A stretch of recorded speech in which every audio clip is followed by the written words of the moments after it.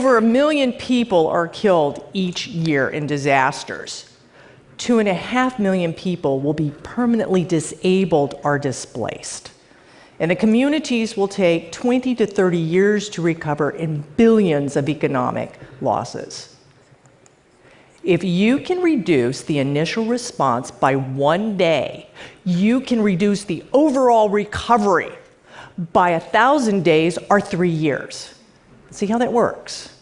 If the initial responders can get in, save lives, mitigate whatever flooding danger there is, that means the other groups can get in to restore the water, the roads, the electricity, which means then the construction people, the insurance agents, all of them can get in to rebuild the houses, which then means you can restore the economy and maybe even make it better and more resilient to the next disaster.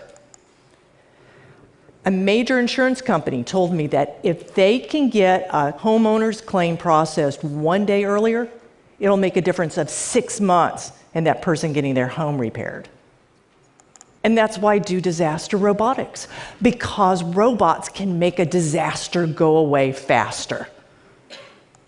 Now, you've already seen a couple of these. These are the UAVs. These are two types of UAVs, a rotorcraft or hummingbird, a fixed wing, a hawk. And they're used extensively since 2005, Hurricane Katrina. Let me show you how this hummingbird, this rotorcraft works. Fantastic for structural engineers. Being able to see damage from angles you can't get from binoculars on the ground or for a satellite image or anything flying at a higher angle. But it's not just structural engineers and insurance people who need this. You've got things like this fixed wing, this hawk. Now, this hawk can be used for geospatial surveys. That's where you're pulling together imagery together and getting 3D reconstruction. We use both of these at the Oso mudslides up in Washington State because the big problem was geospatial and hydrological understanding of the disaster, not the search and rescue. The search and rescue teams had it under control. They knew what they were doing. The bigger problem was that river and mudslide might wipe them out and flood the responders. And not only was it challenging to the responders and property damage, it's also putting at risk the future of salmon fishing along that part of Washington State. So they needed to understand what's going on. In 7 hours, from going from Arlington, driving from the instant command post to the site, flying the UAVs, processing the data, driving back to Arlington command post, 7 hours. We gave them in 7 hours data that they could take only 2 to 3 days to get any other way and at higher resolution. It's a game changer. And don't just think about the UAVs. I mean, they are sexy, but remember, 80% of the world's population lives by water, and that means our critical infrastructure is underwater, the parts that we can't get to, like the bridges and things like that. And that's why we have unmanned marine vehicles. One type of which you've already met, which is Sarbot, a square dolphin. It goes underwater and uses sonar. Well, why are marine vehicles so important? And why are they very, very important? They get overlooked. Think about the Japanese tsunami. 400 miles of coastline totally devastated. Twice the amount of coastline devastated by Hurricane Katrina in the United States.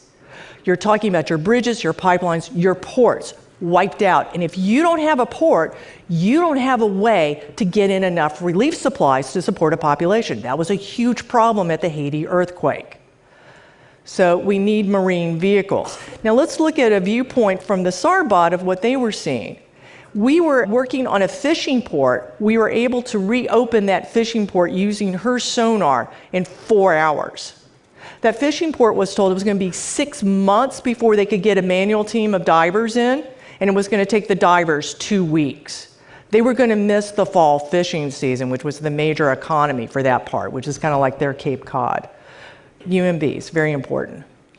But you know, all the robots I've shown you have been small.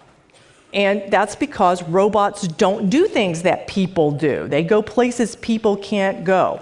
And a great example of that is Bujold. Unmanned ground vehicles are particularly small. So Bujold, say hello to Bujold. Bujold was used extensively at the World Trade Center to go through towers 1, 2, and 3. You're climbing into the rubble, rappelling down, going deep in spaces. And just to see the World Trade Center from Bujold's viewpoint, look at this. You're talking about a disaster where you can't fit a person or a dog, and it's on fire. The only hope of getting to a survivor way in the basement, you have to go through things that are on fire. It was so hot. One of the robots, the tracks began to melt and come off. Robots don't replace people or dogs, or hummingbirds, or hawks, or dolphins. They do things new. They assist the responders, the experts, in new and innovative ways. The biggest problem is not making the robots smaller, though. It's not making them more heat resistant. It's not making more sensors. The biggest problem is the data, the informatics, because these people need to get the right data at the right time. So wouldn't it be great if we could have experts immediately access the robots without having to waste any time of driving to the site and that? So who's ever there use their robots over the internet? Well, let's think about that. Let's think about a chemical train derailment in a rural county. What are the odds that the experts, your chemical engineer, your railroad transportation engineers, have been trained on whatever UAV that particular county happens to have? Probably like none. So we're using these kinds of interfaces to allow people to use the robots without knowing what robot they're using, or even if they're using a robot or not. What the robots give you, what they give the experts, is data. The problem becomes who gets what data when. One thing to do is to ship all the information to everybody and let them sort it out. Well, the problem with that is it overwhelms the networks, and worse yet, it overwhelms the cognitive abilities of each of the people trying to get that one nugget of information they need to make the decision that's going to make the difference. So we need to think about those kinds of challenges. So it's the data. At the World Trade Center, going back to the World Trade Center, we tried to solve that problem by just recording the data from Bujold only when she was deep in the rubble, because that's what the USAR team said they wanted. What we didn't know at the time was that the civil engineers would have needed the data if we had recorded the box beams, the serial numbers, the locations as we went into the rubble. We lost valuable data. So the challenge is getting all the data and getting it to the right people. Now, here's another reason.